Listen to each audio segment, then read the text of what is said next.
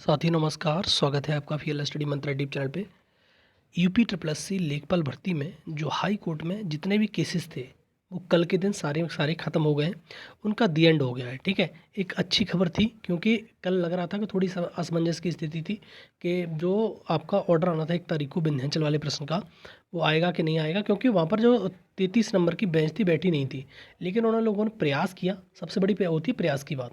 जो वहाँ पर हाई कोर्ट में लोग काम कर रहे थे उनके लिए बहुत बहुत बधाई के पात्र हैं वो। उन्होंने प्रयास किया और सारे कोर्ट केस कल की ही डेट में समाप्त हो गए। सीधी बात ये है, जिसके बिहाफ पर, जिसके परपेच में अगर स्टे लगी थी सुप्रीम कोर्ट में, वो सारी चीज़ अब समाप्त हो गई हैं, तो स्टे का अब कोई लेना देना नहीं होना चाहिए। सीधी बात ये है। लेकिन अब देखो दी एंड हो गया इधर, लेकिन क्या स्टे में अब कोई अड़चन है?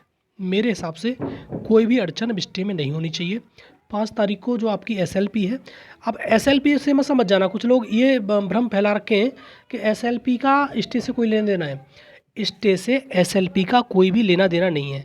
जब सुप्रीम कोर्ट के जज साहब ने ये कहा था कि आप जितनी भी तुम्हारी हाई कोर्ट में केसेस हैं पेंडिंग, उनको लाइए, उसके बाद देखा जाएगा। लेकिन ये स्टे जो तुम्हारा एसएलपी का, वो एसएलपी का कोई भी झंझट नहीं था। एसएलपी ऐसे तो आती रहेंगी। अब देखो जो तुम्हारा सीधी बात है, सेफ्टी वाल्व की तरह कैविएटर बन सकते हैं, लेकिन ऐसा नहीं कि हर एसएलपी डिफेंड करते फिरोगे आप। आपका स्टे हटे, ज्वाइनिंग मिले, भाड़ में जान दो। जो याची है अपना याची लाभ मिले, मर्सी लाभ मिले, या क्या मिले क्या नहीं मिले, उससे आपका कोई लेना देना नहीं होना चाहिए। लेकिन हाँ, वो रीज़न ये है कि 5 तारीख की एसएलपी डिफेंड करना इसलिए ज़रूरी था क्योंकि वो एसएलपी 8 से पहले है, ये कारण था। अन्यथा की स्थिति में उस एसएलपी का भी कोई लेना देना नहीं था। और हो सकता है सब कुछ ठीक रहा तो 5 तारीख को भी स्टे हट सकता है, अगर आयोग चाहेगा तो। ठीक है, और उसमें अब कुछ बचा नहीं है, सिर्फ उस पर एफिडेविट लगाना है इसको कि हमारी तरफ से जितने भी कोर्स पेंडिंग थे हाई कोर्ट में सारे खत्म हो चुके हैं, तो उसके बिहाफ पर ये स्टे हट सकती है, ये बिना बहस के ही। ठीक है, लेकिन 5 तारीख को आपको देखना होगा कि क्या होता है। ठीक है, तो 5 तारीख बहुत ज़्यादा इंपॉर्टेंट है। अभी कल का डेट बहुत इंपॉर्टेंट थी, वो ख़त्म हो गई है, सारे आपके फेवर में हो गए हैं। ठीक है दोस्तों, और विंध्याचल वाला भी ऑर्डर आपका फेवर में हो गया। बहुत सारे लोग गलत कमेंटबाजी करे कि मतलब नहीं, आपको नहीं मालूम कि मुकेश कुमार जीत रहा है, उसको ही नंबर मिला है, फुल ये है और वो है। तो इसलिए मैं बार बार कहता हूँ भाई, अंधविश्वास पाखंडवाद इस चैनल पे नहीं चलेगा। आपका अंधविश्वास फैलाना है कि आप ये कह देते हो तो उल्टा हो जाता है, ये हो जाता है, वो हो जाता है, तो अंधविश्वास के लिए कि अंत जाओ आप। ठीक है, तो अंधविश्वास वालों के लिए जगह नहीं है। तर्कवादी हो, मानवतावादी हो, उसके लिए चैनल बनाया है मैंने।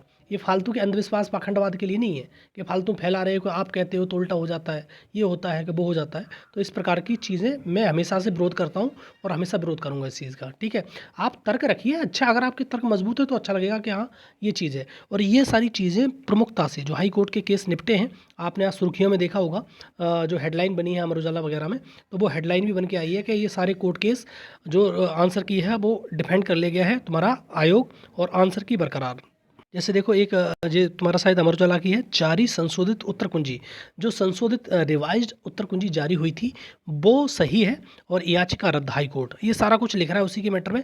राजस्व परिषद राजस्व लेखपाल पद की परीक्षा में एक प्रश्न को लेकर दायर की गई थी याचिका। एक प्रश्न की बात कर रहा है, लेकिन ये एक प्रश्न नहीं था। और ये प्रकाश सिंह पांड्या कल वाली उसके लिए जो प्रमुखता से छापा है इन लोगों ने, तो एक ही कल वाला था।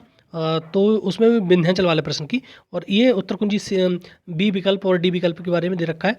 और देखो यही चीज़ सेम ये भी इस अखबार ने छापी है, लेखपाल भर्ती 2022 में हस्तक्षेप से इनकार। भाई सीधी बात है, कैसे होगा भाई, जब संशोधित एक जो बॉडी है, आयोग बॉडी है, तो आयोग अपनी बात को ऐसे ही थोड़ी ना पलट जाने देगा। और आयोग एक्सपर्ट कमेटी गठित की जाती है, तब आयोग रिवाइज उत्तर कुंजी जारी करता है। उत्तर कुंजी जारी हो जाती है, लेकिन रिवाइज उत्तर कुंजी में जब किसी प्रश्न में विवाद होता है तो एक एक्सपर्ट कमेटी की जाती है गठित, उसके बाद सारी चीज़ होती हैं। तो इस प्रकार से थोड़ी ना हो जाएगा भाई कि सारी चीज़ बदल दोगे तुम। ठीक है, ये मैंने पहले भी कहा था कि कोई भी प्रश्न में बदलाव नहीं होगा, लेकिन सबसे ज़्यादा हमें डर लगा था सोलर में, कि सोलर में कुछ होना जाए, कुछ होना जाए। रीज़न क्या था, पहली बार था और पहली बार डर स्वाभाविक था कि बहुत ज़्यादा डर लग रहा था। और वही तुम्हारा गया है एसएलपी बन के तुम्हारा 5 तारीख को। लेकिन उसमें अब डरने की इसलिए बात नहीं है कि कोर्ट का जो ऑर्डर है 1 तारीख का, मैंने आपको पढ़ के भी बताया था, समझाया भी था, और मैं कह रहा हूँ कि बहुत अच्छा ऑर्डर है, उसमें कुछ नहीं होने वाला है। और जो मैडम है हमारे हिसाब से वकील किए जाएंगे, वो भी बहुत अच्छे अपनी तरह डिफेंड करेंगे और आपको कोई अड़चन नहीं आएगी। और इसमें वही प्रश्न जो कल वाला प्रश्न था, वो विंध्याचल वाला, देखो यहाँ पर सवाल कौन सा वाक्य अशुद्ध है, तो इसमें भी दे रखा है ये सारे के सारे 4 विकल्प इस प्रकार से दे रखे हैं। और याची ने डी जवाब सही माना, जबकि उत्तर कुंजी में बी सही माना गया है।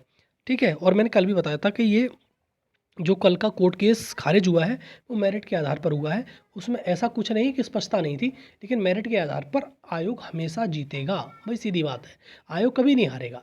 आयोग और सरकार से आप नहीं जीत सकते, मान लो बात को। आपको फिर मैं कह रहा हूँ, आयोग और सरकार को डिफेंड मतलब जीतना बहुत मुश्किल है, उसको हराना बहुत मुश्किल है। भाई सीधी बात है।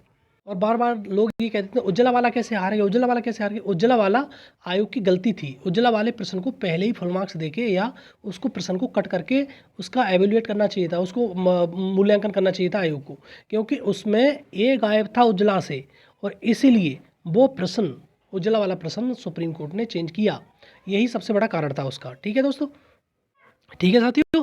तो ये कारण था सबसे बड़ा कि उसमें ए ही गायब था। जब अब अभी हमेशा ध्यान रखो, कोई भी आयोग तो चाहे तो यूपी ट्रिपल सी हो, चाहे यूपीपीएससी हो, चाहे एसएससी हो, चाहे रेलवे हो, कोई भी आयोग हो भारत का, अगर वो इंग्लिश और हिंदी में कंफ्यूज होगा तो हमेशा इंग्लिश को वरीयता देगा। तो इंग्लिश में ए ही नहीं थी उसमें स्पेलिंग में, तो भैया वो तो प्रश्न वैसे ही गड़बड़ था। लेकिन आयोग की गलती सिर्फ इतनी थी, आयोग को पहले ही उस पर फुल मार्क्स दे देना चाहिए था, या फिर उस प्रश्न को ही काट देना चाहिए था, तो सारी चीज़ झंझट ही खत्म हो जाती। ठीक है, उसके चक्कर में लोग ऐसे हौसले बुलंद हो गए उनके, ये सोचने लगे कि अब तो हम जीत जाएंगे, अब तो हम जीत जाएंगे, ये वो सिस्टम था। लेकिन किसी भी प्रश्न में अब कोई भी व्यक्ति कुछ नहीं कर सकता।